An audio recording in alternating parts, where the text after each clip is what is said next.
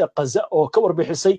hawlgallo ay la beegsadeen ciidanka Israa'iil oo ka dhacay xaafadda Al-Zaytuun ee bartamaha Mareykanka Gaza halkaasi oo dagaalo faraha looga gubtay ay ka socdaan iyadoo Netanyahu ciidanka Israa'iil uu ku sii riixayo dagaalka ayaa saacadihii la soo dhaafay waxaa shir jaraa'id qabtay xubno ka tirsan ciidamada kaydka kuwaasi oo si adag ugu gacan sayray dagaalkan oo ay ku tilmaameen mid qaanuunka ka baxsan oo Netanyahu u danaynaya madaxweynaha Turkiga Recep Tayyip Erdogan ayaa Mareykanka ka dalbaday inuu si degdeg ah dagaalkan ku joojiyo Israa'iil waxay sii wadaa duqeynta kala sooca iyo kala joogsiga lahayn ilaa iyo 80 qof ayaa la sheegayaa tan iyo saaka waa berigii in lagu dilay duqeymahaasi dalkaasi Afghanistan dhulgariirkii ku dhuftay axadii ayaa lagu soo waramayaa tirada dhimashada imika inay ka badan tahay 5,000 oo qof waxaa kaloo wararka ka mid ah madaxweynaha Ruushka Vladimir Putin oo mar kale eedeyn baan u jeediyey gaashaanbuurta NATO waxay la xiriirtaa dagaalka Ukraine dhammaan wararkan iyo qodobo kale oo faahfaahsan iyo wixii warah ee soo kordhay intayna hawada ku jirno iyo weliba falaaqayntii ayaan idinkugu soo gudbinaynaa barnaamijka ay soo saareen dagaalyahannadan ayay ku sheegeen inay gaareen hadafkii ay lahaayeen si qumaati ah ay gantaalada nooca motorka loo yaqaano ay la dhiceen askartaasi Zaytuun ayaa in dhawaalaba waxaa ka socday burburin aad u ballaaran oo ololaha oo ay ciidanka Israa'iil wadaan toddobaadyadii ugu dambeysay boqolaal guri ayay burburiyeen iyadoo ciidankuna ay rabaan inay xoog ku qabsadaan meel maryaana qorshe magaalada Gaza lagu qabsanayo koox boqolaal ah oo ka tirsan ciidanka kaydka Israa'iil ayaa ka soo horjeestay in ciidamada Israa'iil ay qorsheeyaan dagaal ay kula wareegayaan magaalada Gaza oo hore loogu dhawaaqay waxayna sheegeen in aynan tegi doonin goobaha shaqada ciidamada haddii loogu baaqayo inay qayb ka noqdaan dagaalka lagu qaadayo marinka Gaza ee ka dhanka ururka Xamaas ururkaasi oo hadlayay ayaa sheegay waxaan nahay bay yiraahdeen in ka badan 364 askari walina askarteenu way sii kordhaysaa waxaana ka soo dagaalanay dagaalkaasi marinka Gaza ka socda waxaanan u cadeynaynaa dadka in aanan tegi doonin dagaal dambe ee nala ku yeerayo sidaasna waxaa sheegay mas'uul ka mid ahaa dadkii saxaafadda la hadlay oo yiraahdo Mark Crush oo shir jaraa'id ku qabtay magaalada Tel Aviv waxaan ku gacan sayraynaa buu yiri inaan qayb ka qaadano dagaalka qaanuunka khilaafsan ee Netanyahu uu wado waxaanan u aragnaa inuuna ahayn waajibaad wadani waxaana dalbanaynaa in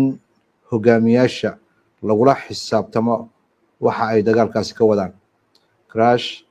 oo ka soo shaqeeyay hay'adda caafimaadka ee militariga ayaa sheegaya in kooxdiisa kaydka ah iyo askarta kale oo qaar ka mid ah ay lagula ordayo safka hore kana qayb galay dagaalkii la soo bilowday ilaa 7 Oktoobar ujeedadu inay ahayd in la difaaco Israa'iil hadda hawsha socota ayaa waxa uu ku sheegay in ay tahay mid ay ku diidayaan inay waajibka gutaan sababtoo ah waxa weeye dana qaran maaha waxa laga shaqeynayo danaha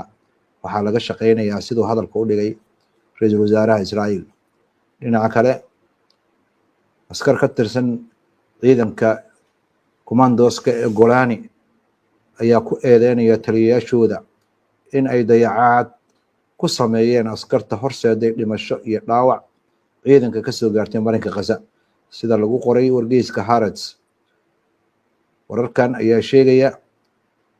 in aynan jirin kala dambeyn xagga guutadaasi Golani gaar ahaan kuwa ku sugan isgoyska Muraag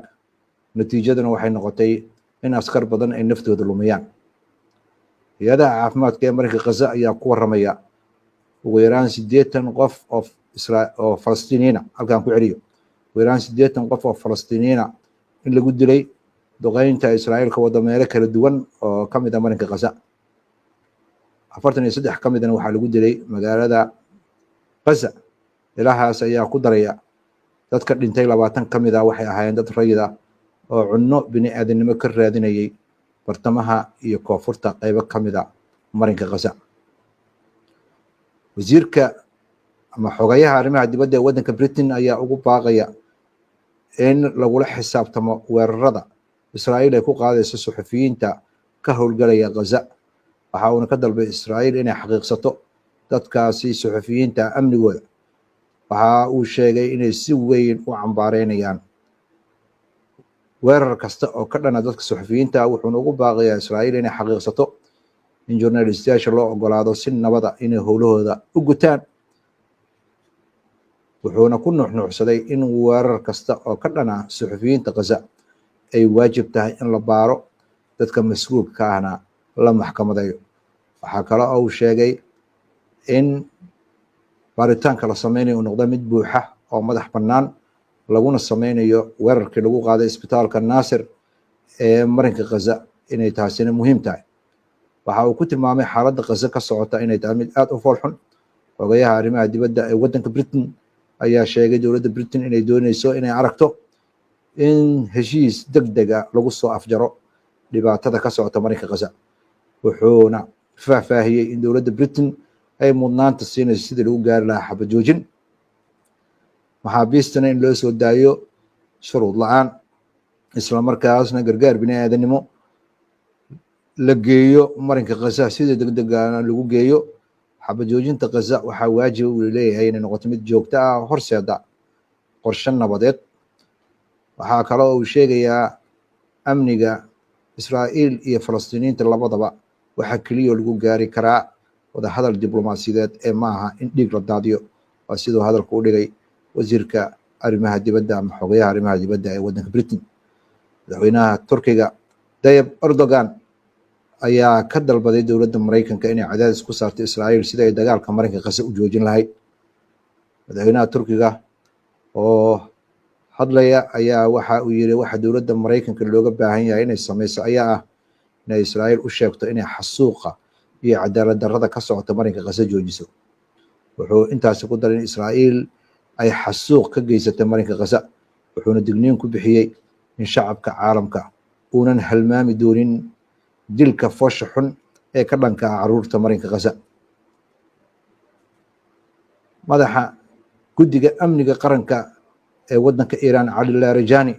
ayaa sheegaya kuna qoray bartiisa baraha bulshada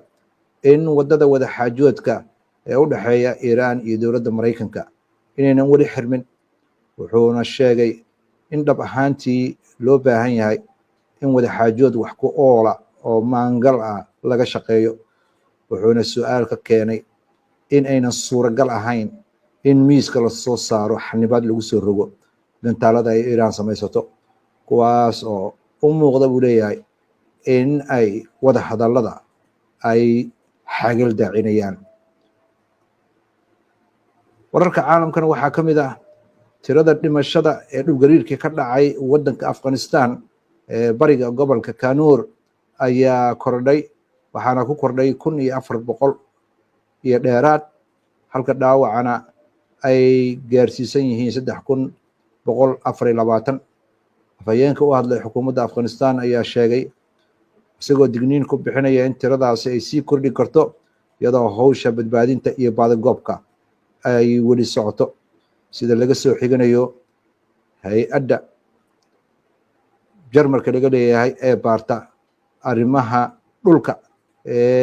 ayaa sheegaysa in dhul gariirkaasi cabirkiisa uu ahaa 6.2 Richter scale oo ah cabirka lagu cabiro dhul gariirada. dhul gariirkaasi ayaa 10 kilomitir habeenkii Axaddii dhacay, waxaana laga dareemay 100,000 oo kilomitir